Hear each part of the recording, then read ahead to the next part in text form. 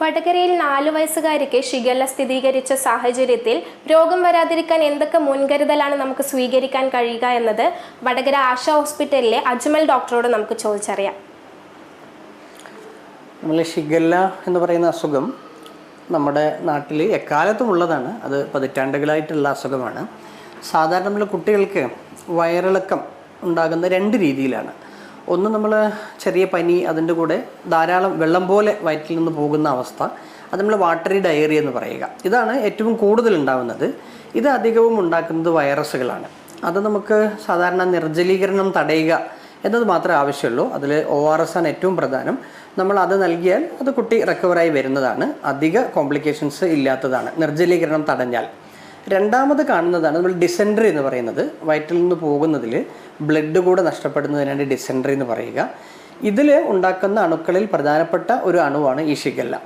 അപ്പോൾ ഈ ഷിഗല്ല, നമ്മൾ എല്ലാ ഷിഗല്ലയും ഇതുപോലെ വളരെ സീരിയസ് ആവുന്ന പ്രശ്നങ്ങളല്ല. സാധാരണ രീതിയിൽ പനി, വയറ്റിൽ നിന്ന് പോകുന്നതിൽ ബ്ലഡ് പോവുക, അത് ചെറിയ മരുന്നുകൾ കൊണ്ട് തന്നെ മാറി വരുന്നതാണ്. പക്ഷേ അപൂർവം ഈ ഷിഗല്ല നമ്മൾ ഷിഗല്ല എൻസെഫലോപ്പതി എന്ന് പറയുന്നൊരു കോംപ്ലിക്കേഷനിലേക്ക് പോവാറുണ്ട്. അത് അതിൻ്റെ കൂടെ നമ്മൾ വളരെ ശക്തമായ പനി, കുട്ടിക്ക് അപസ്മാരം എടുക്കുക, പിച്ചുമ്പയും പറയുക, ഇതുപോലെ ബ്രെയിനിനെ ബാധിക്കുന്ന അവസ്ഥയിലേക്ക് എത്തുകയും അത് കോംപ്ലിക്കേഷനായി മരണമൊക്കെ സംഭവിക്കാറുണ്ട്. ഇത് വളരെ അപൂർവമാണ്. നമ്മളെല്ലാ ഷിഗല്ലയും ഇതുപോലെ ആവുന്നതല്ല. അപ്പോൾ നമ്മൾ ആദ്യം ഷിഗല്ല എന്ന് കേൾക്കുമ്പോഴേക്ക് നമ്മൾ അത് വലിയ ഒരു വേജാറ് നമ്മൾ ആവേണ്ട ആവശ്യമില്ല.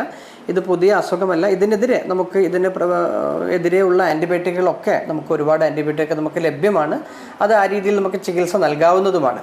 എന്നാലും നമുക്ക് ഇത് വന്ന് ചികിത്സിക്കുന്നതിനേക്കാൾ നമുക്ക് കുറച്ച് കാര്യങ്ങൾ ചെയ്താൽ തന്നെ നമുക്കിത് വരാതെ നമുക്ക് ശ്രദ്ധിക്കാൻ സാധിക്കും. ഇത് അധികവും വരുന്നത് ഇതുള്ള രോഗിയുടെ മലത്തിലൂടെയാണ് ഈ അണുക്കൾ പുറത്തു വരുന്നത്. ഇത് നമ്മൾ കുടിക്കുന്ന വെള്ളത്തിലോ ഭക്ഷണത്തിലോ മിക്സായി അത് നമ്മുടെ അകത്തെത്തിയാണ് ഈ അസുഖം വരുന്നത്.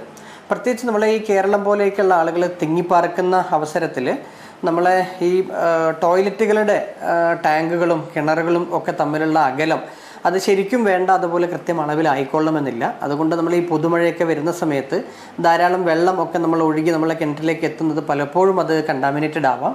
ആ വെള്ളം നമ്മൾ കുടിക്കുകയോ അതല്ലെങ്കിൽ നമ്മൾ ഭക്ഷണം പാകം ചെയ്യുന്നതിലൂടെ അകത്തെത്തുകയോ ചെയ്യുമ്പോഴാണ് നമ്മൾ ഈ അസുഖം ഉണ്ടാകുന്നത്. അപ്പോൾ അതുകൊണ്ട് നമുക്ക് ഈ ഭക്ഷണത്തിലെയും അതുപോലെ വെള്ളത്തിലെയും ശുചിത്വം നമ്മൾ ശ്രദ്ധിച്ചാൽ തന്നെ നമുക്കിതിനെ തടയാൻ സാധിക്കും.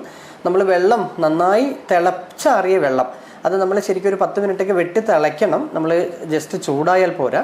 അതുപോലെ ഈ തിളച്ച വെള്ളത്തിൽ നമ്മൾ പിന്നെ അത് തണിക്കാൻ വേണ്ടി നമ്മൾ വേറെ വെള്ളം മിക്സ് ചെയ്യാൻ പാടില്ല. നന്നായി വെട്ടി തിളച്ച വെള്ളം മാത്രം ഉപയോഗിക്കുക. അതല്ലെങ്കിൽ നല്ല ക്വാളിറ്റിയുള്ള ഫിൽറ്റർ ഉപയോഗിച്ച വെള്ളമായാലും കുഴപ്പമില്ല. അതുപോലെ നമ്മൾ ഭക്ഷണം ഒക്കെ ഈ സമയത്ത്, പ്രത്യേകിച്ച് ഈ മഴ തുടക്കമുള്ള സമയത്ത് നമ്മൾ പാകം ചെയ്ത ഭക്ഷണം തുറന്ന് വെക്കുകയും അതിൽ നമ്മൾ ഈച്ചകളൊക്കെ വന്ന് ഇതുപോലെ അണുക്കളെ വന്ന് നിക്ഷേപിക്കാൻ ചാൻസ് കൂടുതലാണ്. അതുകൊണ്ട് ഭക്ഷണം നമ്മൾ കുട്ടികൾക്ക് പ്രത്യേകിച്ചും നമ്മൾ ഫ്രഷ്ലി കുക്ക് ചെയ്ത ഭക്ഷണം കൊടുക്കുക. നമ്മൾ ബാക്കിയുള്ള ഭക്ഷണം വളരെ വൃത്തിയായി അടച്ചു വെക്കുകയൊക്കെ ചെയ്യണം. അതുപോലെ കുട്ടികളൊക്കെ നമ്മൾ അവർ ടോയ്ലറ്റിൽ തന്നെ ഉപയോഗിക്കും. നമ്മൾ മലവിസർജനത്തിന് വേണ്ടിയിട്ട് പുറത്ത് നമ്മൾ അവരെ വിടുന്നത് ഈ അസുഖം പകരാനും വ്യാപിക്കാനൊക്കെ കൂടുതൽ കാരണമാകും.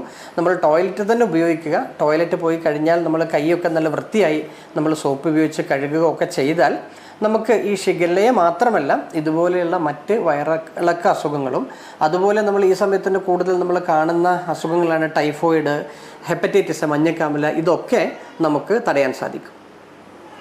സാർ, ഇത് കൂടുതലായും കുട്ടികളിലാണല്ലോ കാണപ്പെടുന്നത്. മുതിർന്നവരിൽ വരാൻ എന്തെങ്കിലും സാധ്യത ഉണ്ടോ? നമ്മൾ വയറിളക്ക അസുഖങ്ങൾ പൊതുവെ കുട്ടികളിലാണ് കൂടുതൽ ഉണ്ടാകുക. മുതിർന്നവരിലും ഉണ്ടാകാം. മുതിർന്നവരിൽ പക്ഷേ അവരുടെ പ്രതിരോധ ശേഷിയൊക്കെ കൂടുതലായത് കാരണം കുട്ടികളെ അപേക്ഷിച്ച് അവർക്ക് സീരിയസ് ആവുന്നതും ഇതുപോലെ കോംപ്ലിക്കേഷൻ ഉണ്ടാകുന്നതും കുറവാണ്. പക്ഷേ മുതിർന്നവരിലും ഉണ്ടാകാം. ഷിഗല്ല സംസ്ഥാനമൊട്ടാകെ വ്യാപിക്കുന്ന സാഹചര്യത്തിൽ വ്യക്തി ശുചിത്വത്തിലൂടെയും പരിസരം വൃത്തിയായി സൂക്ഷിക്കുന്നതിലൂടെയും ഒരു പരിധിവരെ രോഗത്തെ പ്രതിരോധിക്കാൻ സാധിക്കുമെന്നാണ് ഡോക്ടർമാർ അഭിപ്രായപ്പെടുന്നത്. സനിക ബാലഗോപാൽ, മീഡിയ വടകര.